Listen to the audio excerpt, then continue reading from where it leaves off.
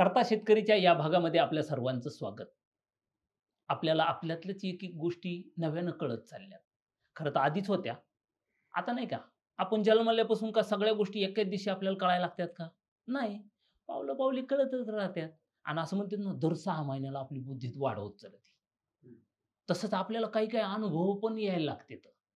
तसे हे आपले जे आतल्या गोष्टी आता याचे अनुभव पण आपल्याला आता यायला लागलेले आहेत.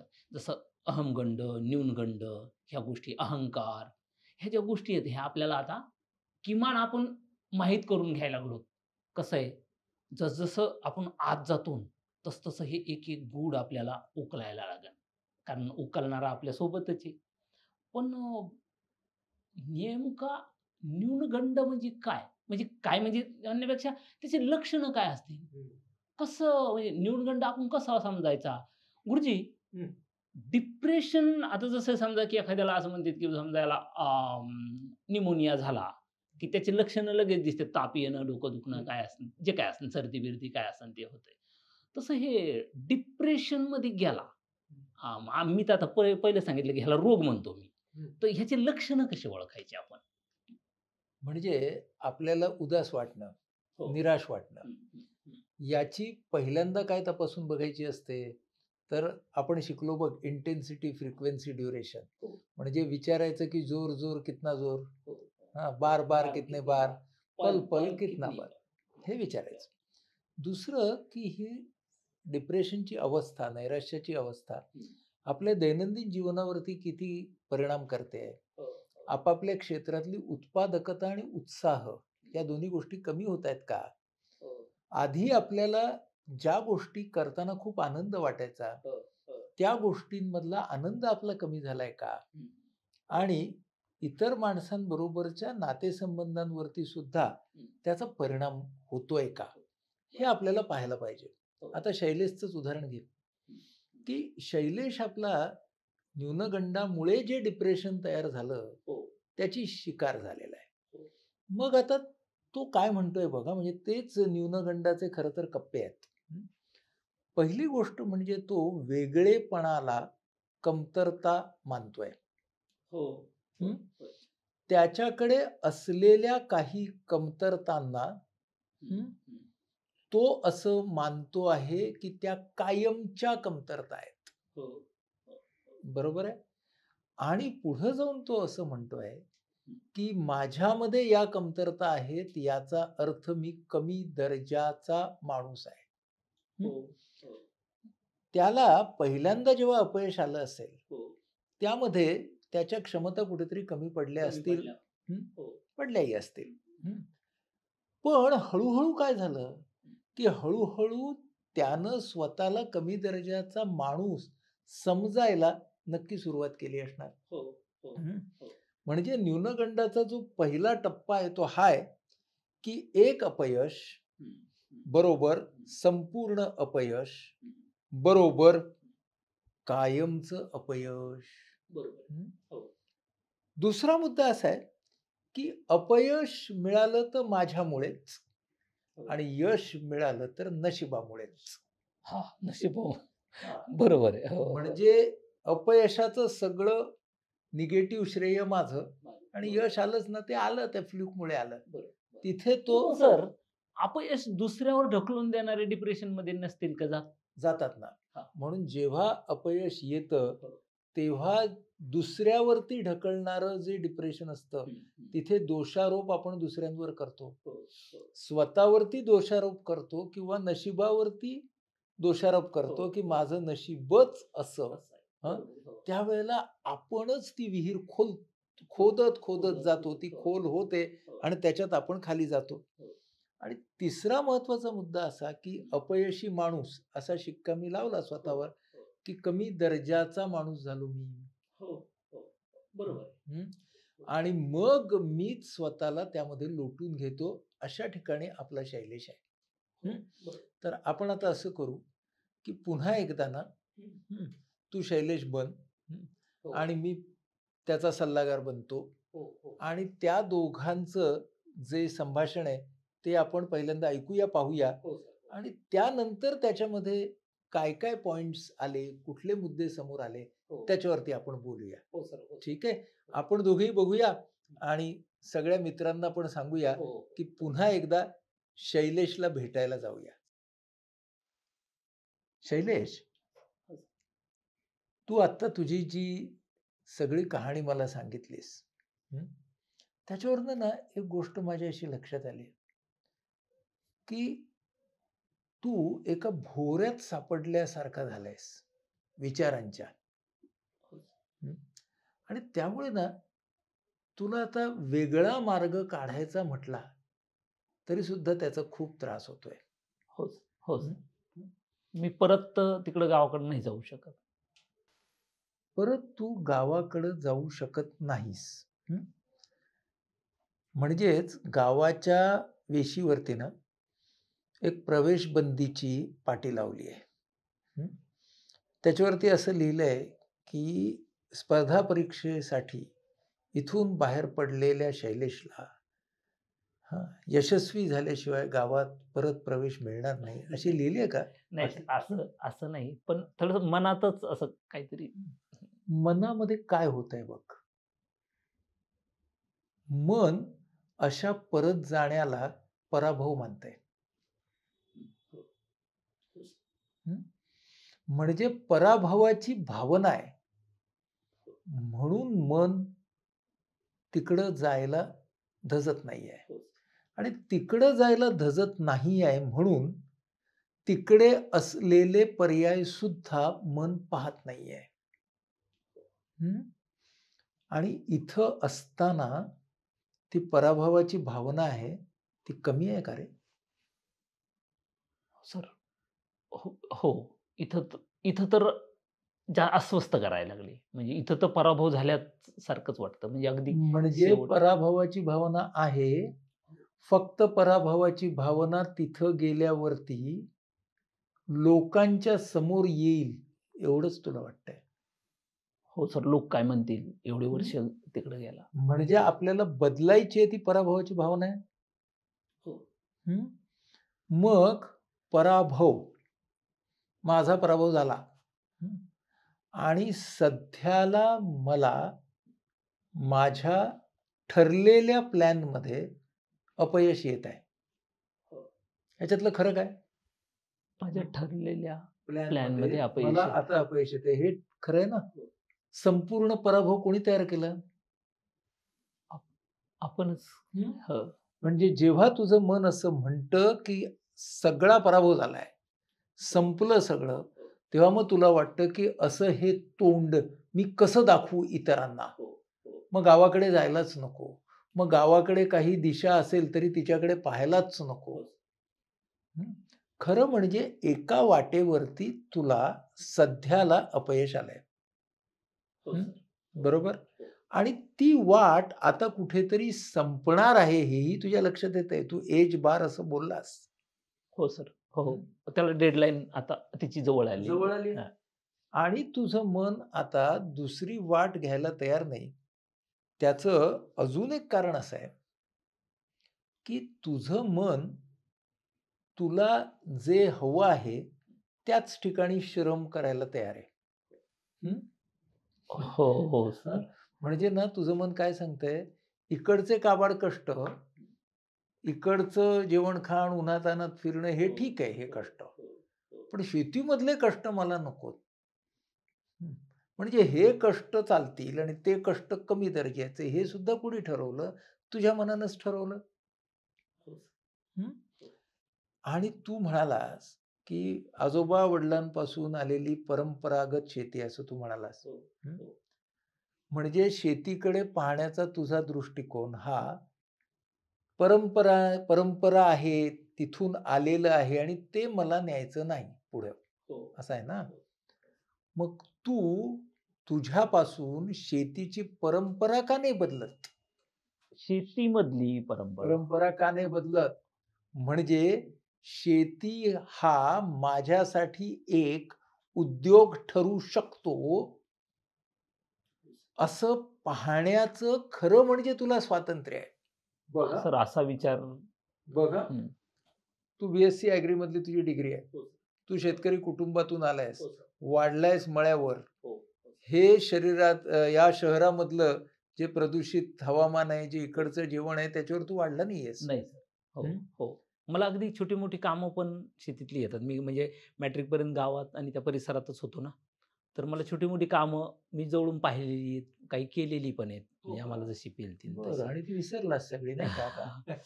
हो सर. हां, मुद्दा असा आहे, मुद्दा कौशल्य विसरण्याचा नाहीये. मुद्दा हा आहे, की तू स्वतःकडे फक्त परंपरेतला एक धागा म्हणून पाहणार, का तू तुझ्यामध्ये असलेल्या शेतकरी उद्योजकाला शोधणार? हा महत्वाचा मुद्दा आहे ना. हं. म्हणजे इथं आव्हानात्मकच आहे. हो. 5 वर्षापूर्वी आलास तेव्हा यू-पी-एस-सी आव्हानात्मकच होती. एम-पी-एस-सी आव्हानात्मकच होती. का टिकलास आत्तापर्यंत? तिथं म्हणजे सुरक्षितता वाटत होतो. म्हणजे मी हां. ज्याला आपण सुरक्षितता मानत होतो, ती खरी सुरक्षितता आहे का?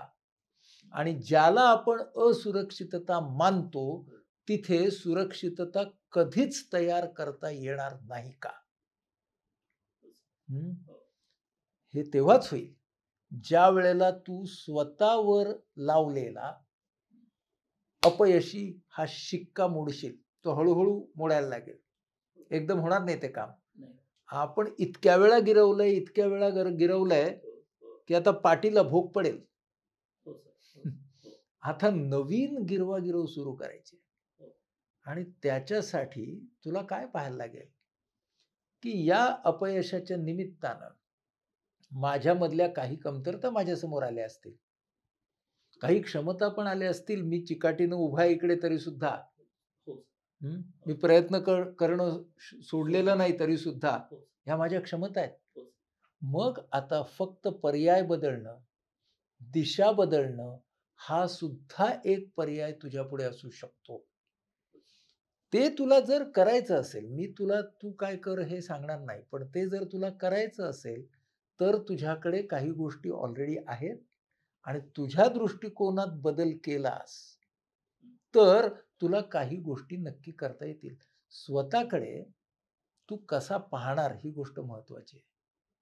तू आज सर्व कारणांनी ना स्वतःला इतका कमी समजत आलायस, की आज तुझी ना मान ताठ राहतच नाही. सतत तुलना, सतत तुलना. हां, कॉन्फिडन्सच नाही राहिलेला सर. हं. आणि मग खरंच ना तुलनात्मक जर पाहिलं तर म्हणजे माझ्या मागून येऊन खूप लोकं पुढे गेली. म्हणजे आता तर हं. कुठे गेले पुढे, म्हणजे काय केलं त्याने? पुढे म्हणजे कुठेतरी सेटल झाले सर. हो.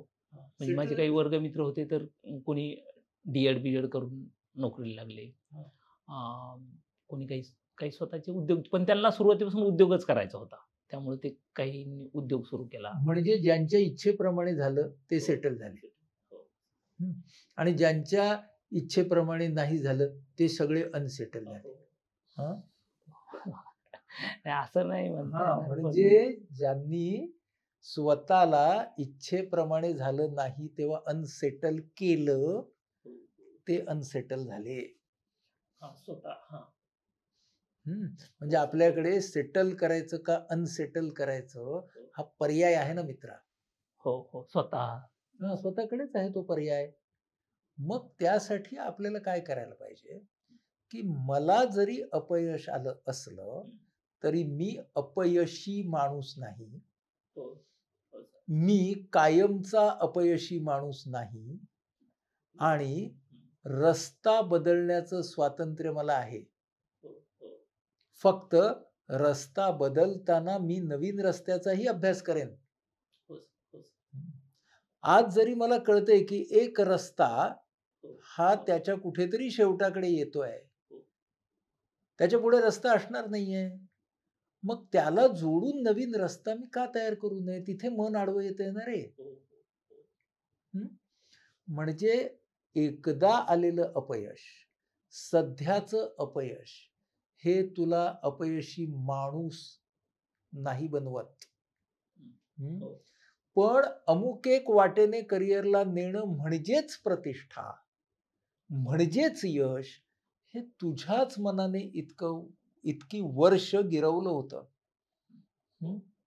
मला असं म्हणायचंय, की दुसरे मार्ग पण आहेत आणि दुसऱ्या मार्गांमध्ये तू कुणाचीही नोकरी चाकरी न करता स्वतःचं काही एवढ्याच कष्टांमध्ये तयार करू शकतोस. हो सर, मी कष्ट खूप करतो. म्हणजे मग करण्याची माझी त्याची तयारी पण. दिशा बदलण्याचं स्वातंत्र्य तुझ्याकडे आहे. आणि ते स्वातंत्र्य जर तुला सापडलं, तर लोक काय म्हणतील ह्याची जी तुला लाज आणि शरम वाटते ना, ती आपोआप कमी होईल. शेवटी लोक कसे असतात, लोक वर्तमानपत्रासारखे असतात. आजची हेडलाईन उद्याची रद्दी. हं.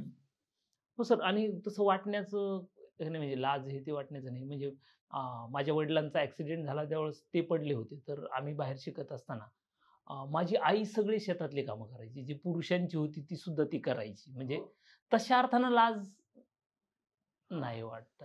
बरोबर. म्हणजे कशा अर्थानं लाज वाटते माहितीये? पराभव. हं. आणि एक स्वप्न भंगलं म्हणजे पराभव झाला, असं कोणी सांगितलं? बरं ते स्वप्न आणि त्याची पाठराखण करत असताना आपण खूप काही शिकलो.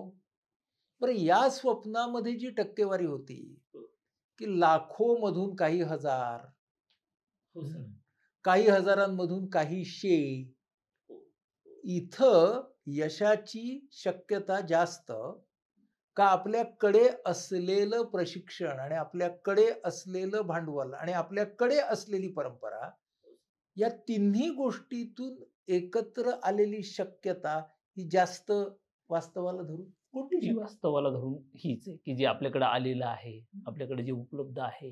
हां. आणि हे त्याचा म्हणजे विचार न करता लाखोमधून कुठेतरी 50 जागा, 140 जागा, हे बघ, 120 जागा. मी ना यू-पी-एस-सी आणि एम-पी-एस-सीची करियर चांगली नाही असं अजिबात म्हणत नाही. बरोबर. बी-एस-सी ॲग्री केलेल्यांनी तिकडे जावं का? तिथं जावं. हां. नक्की जावं. पण ज्यावेळेला आपल्या पदरामध्ये ह्या सगळ्या गोष्टी अशा पद्धतीने येत आहेत, तेव्हा आपण वाट बदलण्याचा निर्णय घेणं, हे खरं म्हणजे आपण त्या पराभूत मनस्थितीमधून स्वतःला बाहेर काढण्याचा एक पर्याय, एक वाट, एक रस्ता असू शकतो. एवढंच मला तुला सांगायचं बरोबर. आणि तू ह्याचा विचार कर. सगळ्या गोष्टी एका रात्रीत होत नसतात. हो, हो सर. पण आज तुला जी कमीपणाची भावना वाटते, हो सर. हो. त्याचं एकमेव कारण हे आहे, की अपयश म्हणजे हो. मला आता यापुढे आयुष्य अर्थपूर्ण करताच येणार नाही, असा तूच तुझ्या मनानं निष्कर्ष काढलास आणि त्यानंतर तो गिरवलास. म्हणून झोप गेली, म्हणून भूक गेली, म्हणून कन्फ्युजन आलं. सर, माझे मित्र जे काही माझ्यासोबत हे करत होते, एक्झाम देत होते. ते पण मला असंच म्हणायचे, की "यार तुझ्याकडे एवढी शेती आहे, तू डिग्री घेतलेली आहेस, तर मग तू इथं कशाला? जर आमच्याकडे जर शेती असती, तर आम्ही पण तिकडे गेलो असतो." पण मी त्यांना म्हणायचो, की "तिकडचे दुःख तुम्हाला माहीत नाहीत. ते काय आहे, तर काय वेदना आहेत." तिकडची दुःख माहिती होती. आता इकडची दुःख माहिती झाली. आता 2 दुःखांच्या मध्ये ना निवड कर. हां, सर. इकडं आता मला भविष्यच नाही असं मला, कारण मी खूप वरून खाली, खाली आलोय. आता ह्याच्या पलीकडं खाली कुठं जाताच येणार नाही. हं. आपण काय करू, की वरून खाली आलो आपण. हं. आपल्या अपेक्षांप्रमाणे. आता आपण अशा लेव्हलला आहोत, की अपेक्षा पुन्हा बांधायच्या आहेत. आपल्याकडे असलेल्या गोष्टी काय, कमवायच्या गोष्टी काय आणि गमावलेल्या गोष्टी काय, हे नीटपणे लक्षात घेऊ आणि पुढचा रस्ता शोधूया. तो कदाचित शेतीच्या मार्गाने जाईल, कदाचित स्वयंउद्योगाच्या मार्गाने जाईल आणि कदाचित शेती आणि स्वयंउद्योग दोन्ही एकत्र सुद्धा होऊ शकतील. सर, माझ्याकडे आता ह्या स्पर्धा परीक्षेच्या निमित्तानं खूप सारी माहिती आणि ज्ञान म्हणायला हरकत नाही. ज्ञान हा शब्द फार मोठा होईल, पण बऱ्यापैकी आता मला तो अभ्यास बऱ्यापैकी झालेला आहे. अ, कदाचित त्याचाही वापर मला इकडे म्हणजे करता येऊ शेतीला नाही, शकतो. पण शेतकरी उद्योजक बनायला नक्की होईल. हो, हो, हो, हो, हो. पण ॲग्रीचा वापर सर मग शेतकरी बनायला होईल शेतकरी बनायला आणि पण होऊ शकतो. आतापर्यंत केलेला अभ्यासाचा वापर उद्योजक बनायला होईल. हो, हो. चला बनूया शेतकरी उद्योजक. हो सर, हो सर. Thank you sir. मी इथं आलो होतो त्यावेळेस जरा अतिच अस्वस्थ होतो. पण एवढं नक्की की तुमच्याकडून कळलं की हे मार्ग आता इकडचे संपलेले आहेत. म्हणजे ह्याच्या पलीकडे तर काही नाही. नवीन मार्ग इकडचा करून तर बघूया. इकडच्या मार्गाचा मी निश्चितच विचार करेन. म्हणजे आज मला झोप तरी निदान शांत शांत लागेल. लागण्याची शक्यता आहे. चालेल. भेटूया परत. हो सर, हो सर. आता आपण पाहिलं ना, निष्कर्ष काय काढतो माणूस स्वतःच्या मनामध्ये. हो. हां. त्याच्यावरती न्यूनगंडही अवलंबून आहे. त्याच्यातून बाहेर पडणं सुद्धा अवलंबून आहे. हो. हो. म्हणजे शैलेश जोपर्यंत पराभव आणि मी पराभूत आणि मी कायमचा पराभूत हो आणि ही परिस्थिती बदलणारच नाही आता. बदलणारच नाही आता, अशा निष्कर्षावरती आलाय, तो काही न्यूनगंडातून बाहेर पडू शकणार नाही. म्हणून त्याला नवीन वाट दाखवण्याचा एक प्रयत्न तिथं या सल्लागारांनी केलेला आपल्याला दिसतोय. माझ्या मनात एक असा गमतीदार विचार आला, की समजा बहिणाबाई आपल्या होत्या की नाही, त्यांना त्यांच्या अहिराणी भाषेचा जर न्यूनगंड असता तर त्यांनी कविताच केली नसती. नुसतं केलं ना. हो. हो. त्या म्हणले असते की मला प्रमाण येत नाही किंवा काय संस्कृत येत नाही किंवा काय जे असेल काय ते. असेल प्रमाण भाषा येत नाही. हो, हो, हां. हो. पण आपल्या बहिणाबाई काय म्हणाल्या, की माझी माय सरस्वती हां, माले शिकविते बोली हां, लेक बहिणाई ओठी किती गुपित पेरली. वाह! हो, हो.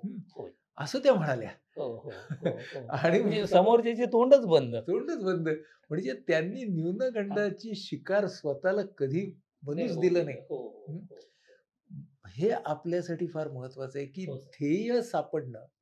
बरोबर. त्या ध्येयाच्या मागे आपण वास्तववादी दृष्टिकोनातून जाणं. हो, स्वतःच्या क्षमता, कमतरता ओळखून आता आपल्याकडे काय आहे ते धरून तर आत्मविश्वास येईल आणि न्यूनगंड कमी होईल. हो, हो.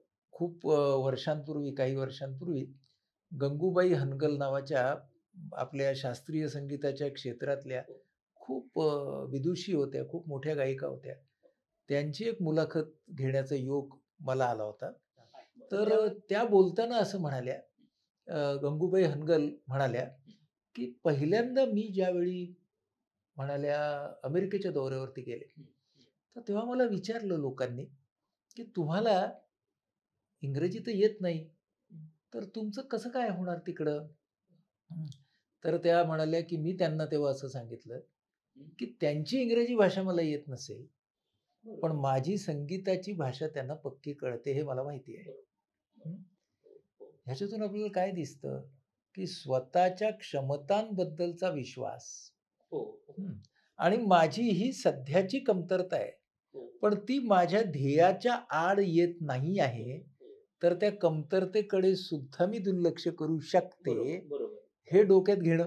हो. हं. सर ग्रामीण भागामध्ये ना आपण ज्यावेळेस आम्ही बोरवेल घेतो, त्यावेळेस ना सगळ्या गाड्या आंध्राच्या आहेत बऱ्यापैकी. म्हणजे बरं. आंध्रातून आहे आणि त्या लोकांना मराठी येत नाही. ते सगळे तेलुगूत बोलतात. हं. पण बोर पाडून जातात. बरोबर आहे. कारण ते ज्या कामासाठी आलेले असतात, हो. ते कौशल्य त्यांच्याकडे असतं. त्यांच्याकडे. भाषेचाच विचार चाललाय म्हणून इंग्लिश नावाचा चित्रपट होता. हो. तर त्याच्यामध्ये ती शशी गोडबोले नावाची एक स्त्री असते, गृहिणी असते. श्रीदेवीनं रोल श्रीदेवीनं केलेला. रोल केला होता. आणि ही जी गृहिणी असते, ही पाककलेमध्ये पारंगत असते. पण तिला इंग्रजी बोलता येत नसतं. हो, हं. हो. ती काय करते, स्वतःच्या क्षमतेच्या जोरावरती जाते परदेशात. बरोबर. हं. पण तिकडं ती मार्ग शोधून काढते इंग्रजी शिकण्याचा. हो, हो. हं. आणि चिकाटीने ती इंग्रजी शिकते सुद्धा. हो. हं.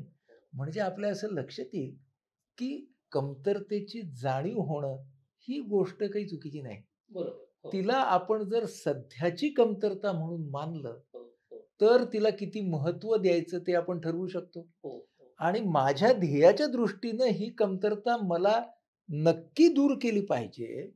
हो, हो. सर आता मला तुमच्याशी बोलताना तर हां. मला माहिती आहे मी ग्रामीण भागातला आहे. बरोबर. माझी माझी बोली पण तिकडचीच आहे. बरोबर. पण तुमच्या समोर आल्यानंतर मी ते सगळं बाजूला ठेवलं. हो ना. मी एक समोर मी माझं काहीतरी मांडायला, मला काहीतरी जाणून म्हणजे तुमच्याकडून मला काहीतरी शिकायसाठी इथं आलेलो आहे. आता तुम्ही बघत ना, मला इंग्रजीचे काही शब्द येत नाहीत. तुम्ही जर समजा आमच्याकडं 4थी-5वी ला असतात, शिकवायला आम्हाला, तर मला लय हाणलं असतं तुम्ही. ते कोण करता शेतकरीला काय होता इंग्लिश शब्द? Empowered farmer. इम्पॉवर्ड मला नाही ना आलं लवकर म्हणता. पण त्याच्यामुळे मग काय मला काहीच येत नाही असं नाही ना होत. हां. म्हणजे एम्पॉवर्ड हा शब्द म्हणता आला नाही. हो, पण करता तर म्हणता आलं ना. मग आणि करता व्हायचंय नुसतं म्हणायचं नाही ना. हो ना. म्हणजे तुझ्यामध्ये पॉवर आहे का नाही? आहे. तर बस आहे आपल्याला. तर तू काय विचार केला असशील, की माझे उच्चार हो. शहरी लोकांपेक्षा वेगळे आहेत. हो, वेगळे. हो. इंग्रजी बोलण्याचं माझं कौशल्य इतर काही व्यक्तींच्या तुलनेने कमी आहे. हो, हो. ही तुझी निरीक्षण. हो. त्या निरीक्षणांवरती ना तू शिक्का लावला नाहीस कमीपणाचा. कमीपणाचा. हो. कारण तो शिक्का जर तू लावला असतास का नाही, हो, हो. तर मग मात्र सगळं हरवलं असतं. हो. हो. हो, मी लाजलो असतो तर मग जमलंच नसतं. हां, त्यामुळे शिक्का मारला की निष्कर्ष बदलतो. आणि मला येत नाही हे म्हणणं म्हणजे हे काही कमीपणाचं नाही ना. म्हणजे त्याशिवाय शिकता पण नाही येणार ना. पण आमच्याकडे ना म्हणजे आम्हाला मला अमुक एक गोष्ट येत नाही, हो. हे कमीपणाचं मानायचं का? हा आपल्या हातात असलेला चॉईस असतो. बरोबर. हं? अमुक एक गोष्ट मला येत नाही, हे सत्य असू शकतं. हो, हो. बरोबर आहे? बरोबर. म्हणूनच न्यूनगंड आपलं मनच तयार करतं.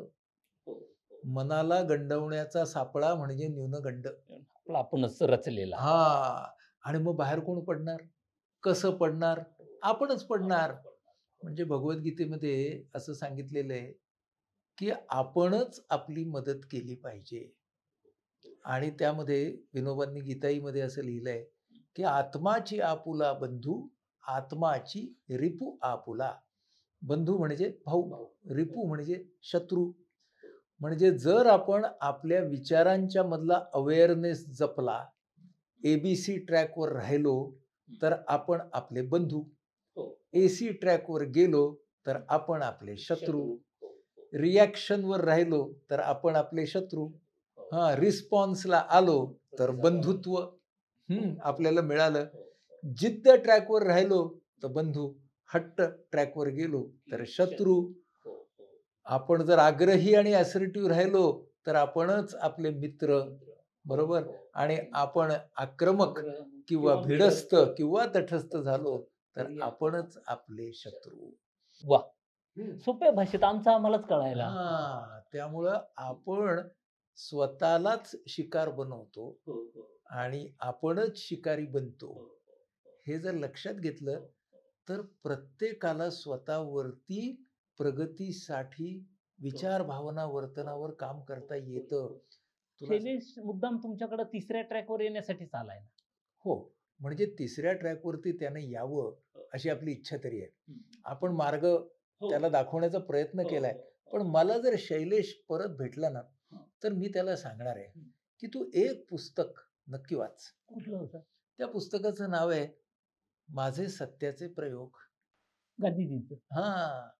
तर गांधीजी त्यांच्या तरुणपणामध्ये खूप साऱ्या कमतरतांकडे न्यूनत्व म्हणून पाहत होते. म्हणजे गांधीजीमध्ये पण कमतरता होत्या? होते ना. गांधीजींनी स्वतःमधल्या कमतरतांकडे कसं पाहिलं? न्यूनत्व त्यांच्यामध्ये आलं होतं, त्याचा सामना त्यांनी कसा केला? त्या प्रत्येक ठिकाणी गांधीजी स्वतःच्या विचारांकडे, स्वतःच्या भावनांकडे, त्या अवेअरनेसमधून कसे पाहतात, हे त्यांच्या आत्मकथेमधून आपल्याला शिकता येतं. आणि त्या टप्प्यावरची व्यक्ती जर आपला राष्ट्रपिता बनते, तर आपल्या सगळ्यांना आशा आहे. म्हणजे राष्ट्रपितामध्ये कमतरता नव्हती. मोहनचंदमध्ये काही कमतरता होत्या. तर मोहनचंद ते राष्ट्रपिता हा प्रवास करताना त्यांना ज्या कमतरता जाणवल्या त्याच्यावर त्यांनी त्या काम केलं. कमतरतांवर त्यांनी काम केलं. बरोबर. त्यामुळे त्यांना जो कमीपणा किंवा न्यूनत्व आणि निष्कर्ष काढले होते, ते निष्कर्ष त्यांनी बदलले. आणि हे करत असताना त्यांनी स्वतःला कधी बदललं हे त्यांनाही कदाचित कळलं नसेल. पण असं कसं म्हणायचं, त्यांनी केलेला बदल हा त्यांच्या अवेअरनेस मधला बदल होता. आणि मगच तो बाहेर पडला. त्यामुळे आपले विचार आणि आपल्या भावना ह्यांच्यामध्येच सकारात्मक बदलाची मुळं रुजलेली आहेत. हे आपण डोक्यात घेतलं आणि त्या दृष्टिकोनातून गांधीजींची आत्मकथा वाचली, तर त्यामधून आपल्याला सुद्धा एक नवीन उत्साह मिळेल. आणि मग आपल्याला समजेल, की अरे अपयश आलं, तर मी अपयशी आहे असं म्हणायचं नाही आणि यश आलं, तर हुरळून सुद्धा जायचं नाही. आपण शेवटी एक साधन आहोत आणि आपल्याला निसर्गानं शरीर दिलंय, मन दिलंय. या सगळ्याचा योग्य उपयोग करून घेणं, ह्यालाच शहाणपण असं म्हटलेलं आहे. तेव्हा गांधीजींना समोर ठेवून आपण आपली शहाणपणाकडे जाण्याची वाटचाल पुढे सुद्धा सुरू ठेवूया. होय, होय. सर तुम्ही जसं म्हणलात, की अपयश आलं म्हणून हे होऊ नये, म्हणजे नर्व्हस होऊ नये आणि यश आलं म्हणून हुरळून जाऊ नये. ते आमच्या ग्रामीण भागामध्ये एक म्हण आहे, फक्त थोडी वेगळ्या अर्थानं आहे. आमच्याकडे म्हणते तर गरिबी आली तर लाजू नये आणि श्रीमंती आली तर माजू नये. हा त्याचाच भाग आहे. फक्त ते ते सूत्र आपण इकडं वापरायचंय आणि आपल्याला ही जी थोर मोठी जी मंडळी आहेत, ही ही महात्मा आपल्यासाठी जी काही देण आहे, ह्यांचे चरित्र पण नीट जाणून घेणं, समजून घेणं खूप गरजेची गोष्ट आहे. गुरुजीनं जे सांगितलंय, की माझी सत्याचे प्रयोग हे पुस्तक वाचायचंय. आता गुरुजी, मी पण जरा एकदा आता तुम्ही सांगताय ना, तशा अंगानं वाचणार आहे. मी एकदा वाचलेलं आहे. पण आत्ता तुम्ही म्हणताय ना, तर तो दृष्टिकोन नजरेसमोर ठेवून मी पण नक्की वाचीन. आपल्याला पण सगळ्याला वाचावंच लागणार आहे. त्याच्याशिवाय आपण नीट वाचणार नाहीत. तर बघू पुढच्या पावलावर अजून काय नवा धडा मिळणार आहे आपल्याला. राम राम.